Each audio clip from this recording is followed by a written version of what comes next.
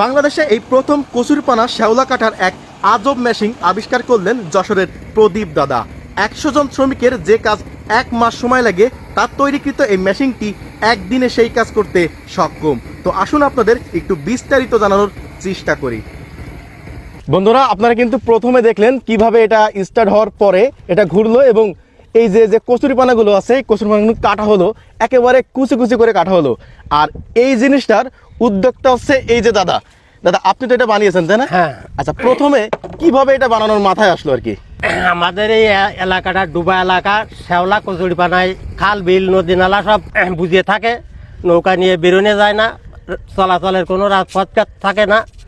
এখন এই শ্যাওলাটা জোন দিয়ে তোলা সম্ভব হয় না, অনেক খরচ হয়ে যায়। তাই এইটা বিবেচনা করে আমি এই মেশিনটা তৈরি করে যাতে শ্যাওলাটা খুঁচিয়ে দিলে নষ্ট হয়ে যায়, পথঘাট বেরোয়। আপনি তো একজন ওয়ার্কশপ ইঞ্জিনিয়ার তাই না? হ্যাঁ। আচ্ছা, এই যে বানিয়েছেন, এই যে তিনটা এখানে 9টা বেলেট আছে, এখানে কি কি ইউজ করা হয়েছে আপনার?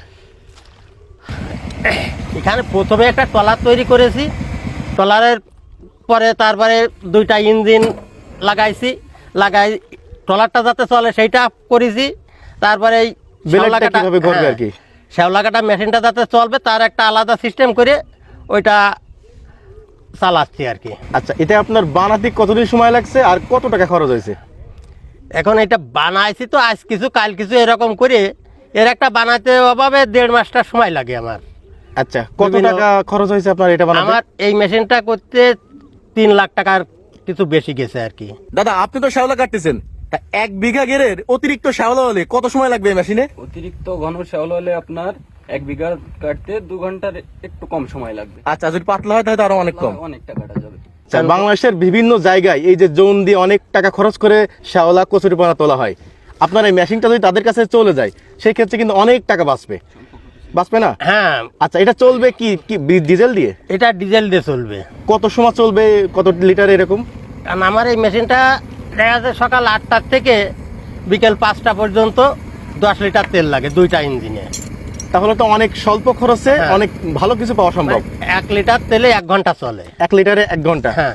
বন্ধুরা, আপনারা কিন্তু দেখলেন কিভাবে বেলেট ঘুরলো এবং তারপরে কচুরিপানাগুলো কাটা হলো। এই যে দেখেন, একেবারে কুচি কুচি করে কাটা হয়ে গেছে।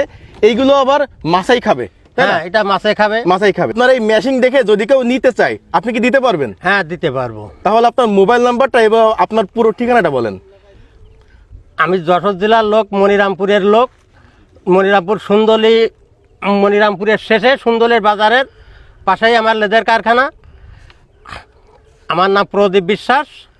আমার মোবাইল নাম্বার 01713 915196।